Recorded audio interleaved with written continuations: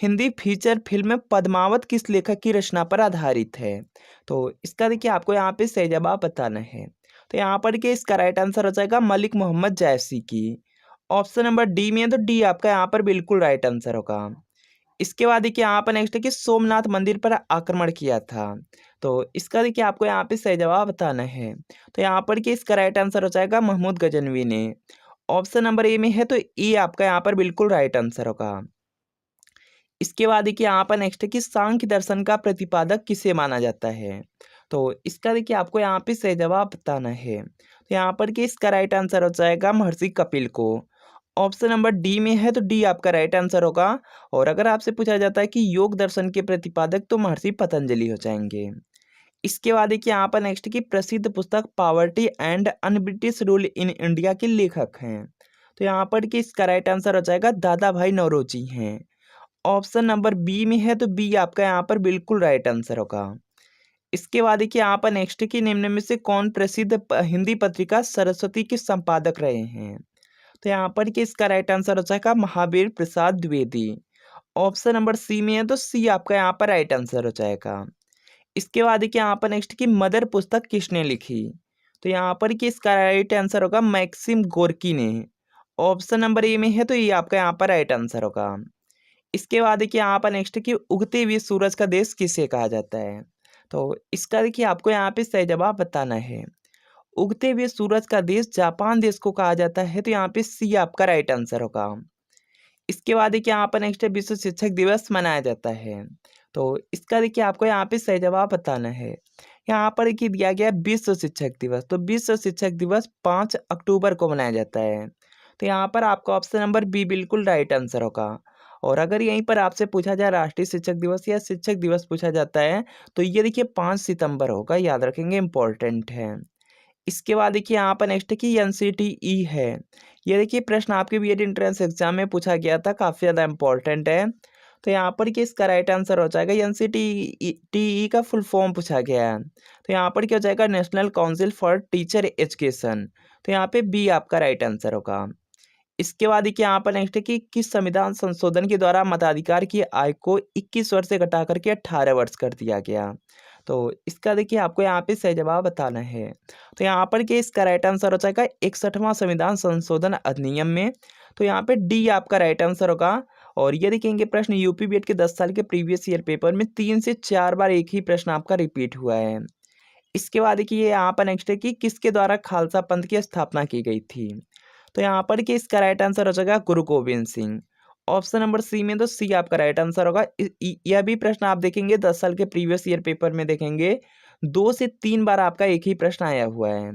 इसके बाद देखिए यहाँ पर नेक्स्ट प्रश्न आपका है भाखड़ा नागल परियोजना किस नदी पर स्थित है? तो यहाँ पर कि इसका राइट आंसर हो जाएगा भाखड़ा नागल परियोजना है तो ये देखिए सतलज नदी पर है। तो यहाँ पर आपका ऑप्शन नंबर सी बिल्कुल राइट आंसर हो जाएगा। हीराकुंड बांध पूछा जाएगा तो यह महानदी होगा। इसके बाद देखिए यहाँ पर नेक्स्ट है कि भारतीय नेपोलियन किसे कहा जाता था? यूपी बीएड का 2017 का पेपर हुआ था, यह प्रश्न पूछा गया था। तो यहाँ पर कि इसका राइट आंसर हो जाएगा समुद्रगुप्त। भारतीय नेपोलियन समुद्रगुप्त को कहा जाता है। तो यहाँ पे डी आपका राइट आंसर होगा। इसके बाद देखिए यहाँ पर नेक्स्ट है कि जैनवाद के अनुसार कितने तीर्थंकर हैं? तो यहाँ पर कि इसका राइट आंसर हो जाएगा तीर्थंकरों की संख्या 24 थी। तो यहाँ पे बी आपका राइट आंसर होगा।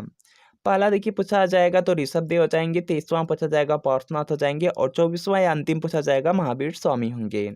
इसके बाद देखिए यहाँ पर नेक्स्ट है कि चूना पत्थर परिष्कृतिकरण के बाद परिवर्तित होता है। तो यहाँ पर कि इसका राइट आंसर हो जाएगा ये देखिए मार्बल में कन्वर्ट हो जाता है। तो यहाँ पे बी आपका राइट आंसर होगा।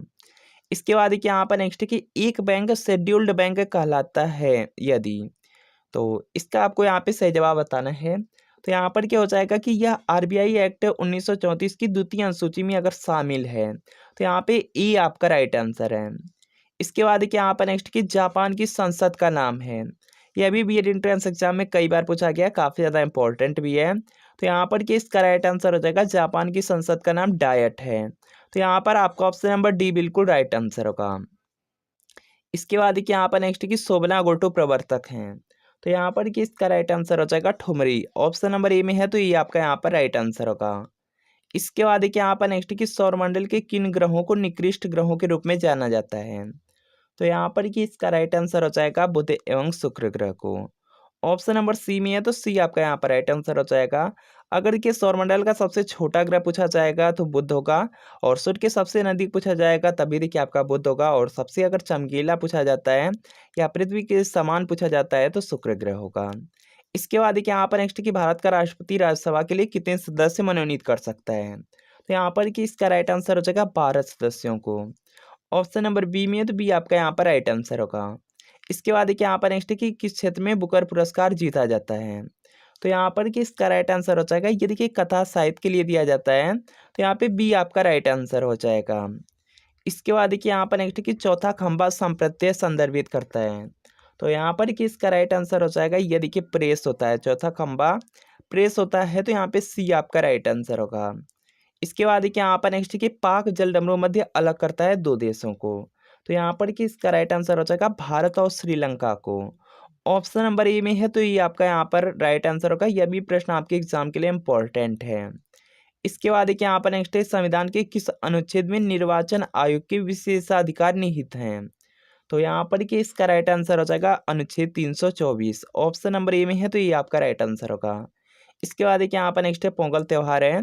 यह प्रश्न पूछा गया था यूपी बीएड के 2020 के पेपर में। तो यहाँ पर कि इसका राइट आंसर हो जाएगा पोंगल तमिलनाडु का त्यौहार है। तो यहाँ पर आपका ऑप्शन नंबर बी बिल्कुल राइट आंसर हो जाएगा। ओणम पूछा जा सकता है, ओणम केरल का हो जाएगा। इसके अलावा यहाँ पर कि बिहू पूछा जा सकता है, बिहू असम का त्यौहार हो जाएगा। इसके बाद देखिए यहाँ पर नेक्स्ट प्रश्न आपका दिया गया, भारत का राष्ट्रपति बनने से पूर्व श्री रामनाथ कोविंद कहाँ के राज्यपाल थे। तो यहाँ पर कि इसका राइट आंसर हो जाएगा यहाँ से बिहार हो जाएगा। तो यहाँ पे बी आपका राइट आंसर होगा। इसके बाद देखिए यहाँ पर नेक्स्ट कि ओमान की राजधानी कहाँ है। तो यहाँ पर कि इसका राइट आंसर हो जाएगा ओमान की राजधानी मस्कट है। तो यहाँ पर आपका ऑप्शन नंबर ए बिल्कुल यहाँ पर राइट आंसर होगा। इसके बाद देखिए यहाँ पर नेक्स्ट प्रश्न आपका यहाँ पर दिया गया है, बिहू यहाँ पर कि किसका मुख्य त्यौहार है यह आपको बताना है। तो यहाँ पर देखिए इसका राइट आंसर हो जाएगा, ये देखिए असम असम राज्य का है, असम राज्य का त्यौहार है। तो यहाँ पे बी आपका राइट आंसर होगा। इसके बाद देखिए यहाँ पर नेक्स्ट कि भारत के संविधान के अनुच्छेद यहाँ पे खालिस्तान में मौलिक कर्तव्यों का वर्णन है। तो यहाँ पर कि इसका राइट आंसर हो जाएगा 51 ए में, 51 ए में मौलिक कर्तव्यों का वर्णन है। तो यहाँ पे सी आपका राइट आंसर होगा। इसके बाद देखिए यहाँ पर नेक्स्ट कि कैलाश सत्यार्थी संबंधित हैं। तो यहाँ पर कि इसका राइट आंसर हो जाएगा, इनका संबंध है बचपन बचाओ आंदोलन से। सी में तो सी राइट आंसर होगा।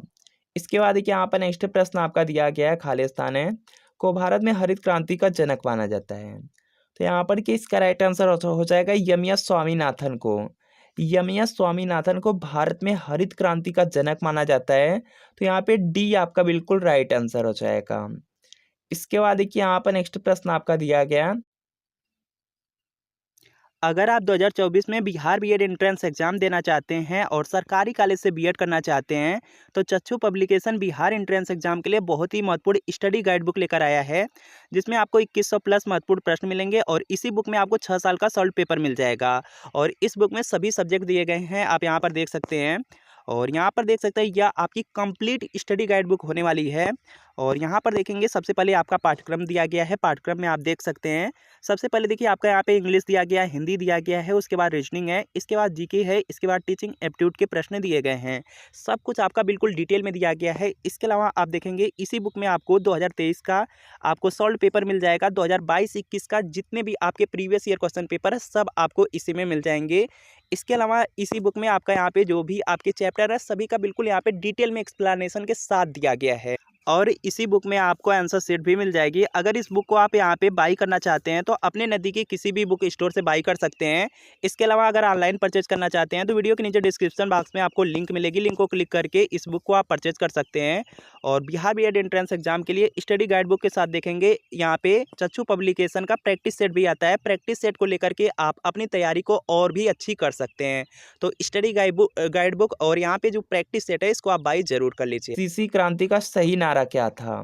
तो यहाँ पर कि इसका राइट आंसर हो जाएगा स्वतंत्रता समानता और भ्रातृत्व का था। तो यहाँ पे डी राइट आंसर होगा। इसके बाद देखिए यहाँ पर नेक्स्ट है खालिस्तान को भारत में सर्वाधिक पुराना ग्रंथ माना जाता है। तो यहाँ पर कि इसका राइट आंसर हो जाएगा ऋग्वेद को। ऑप्शन नंबर ए में है तो ये आपका राइट आंसर होगा। यूपी बीएड का 2022 का पेपर हुआ था, यही प्रश्न आपका बिल्कुल सेम पूछा गया था। इसके बाद देखिए यहाँ पर नेक्स्ट कि निम्न में कौन सा इनपुट डिवाइस नहीं है। तो इसका देखिए आपको यहाँ पे सही जवाब बताना है। तो इनमें देखेंगे, देखिए माउस है, माउस आपका इनपुट देता है, कैमरा भी आपका यहाँ पे इनपुट है देता है, कीबोर्ड भी आपका इनपुट ही देता है। तो यहाँ पर देखेंगे जो प्रिंटर है ये देखिए आपका आउटपुट डिवाइस होगा, यह इनपुट नहीं है। तो यहाँ पर सी आपका बिल्कुल राइट आंसर होगा। इसके बाद देखिए यहाँ पर नेक्स्ट कि निम्न में से कौन सा नाटक है जो विलियम शेक्सपियर द्वारा नहीं लिखा गया है। तो यहाँ पर कि इसका राइट आंसर हो जाएगा, यहाँ पर कि इसका राइट आंसर होगा आपका यहाँ पे आर्म्स एंड द मैन हो जाएगा। तो यहाँ पे डी आपका राइट आंसर होगा। इसके बाद देखिए यहाँ पर नेक्स्ट की राष्ट्रीय प्रतिरक्षा संस्थान स्थित है। तो यहाँ पर कि इसका राइट आंसर हो जाएगा नई दिल्ली में है, ऑप्शन नंबर डी में है, तो डी आपका यहाँ पर राइट आंसर होगा। इसके बाद देखिए यहाँ पर नेक्स्ट के निम्न में से कौन राज्य हड़प नीति से संबंधित हैं। यह भी देखिए प्रश्न आपके बीएड एंट्रेंस एग्जाम में पूछा गया था। तो यहाँ पर कि इसका राइट आंसर हो जाएगा राज्य हड़प नीति से संबंधित लॉर्ड डलहौजी था। तो यहाँ पे ए आपका राइट आंसर होगा। तो फ्रेंड आपको बताना है कि इन 37 प्रश्नों में कितने प्रश्न आपके बिल्कुल सही है, यह कमेंट आप लोग जरूर कीजिएगा। अगर वीडियो अच्छा लगा वीडियो को लाइक कीजिए, चैनल पर नए हैं चैनल को सब्सक्राइब कर लीजिए। तो मिलते हैं फ्रेंड नेक्स्ट वीडियो में।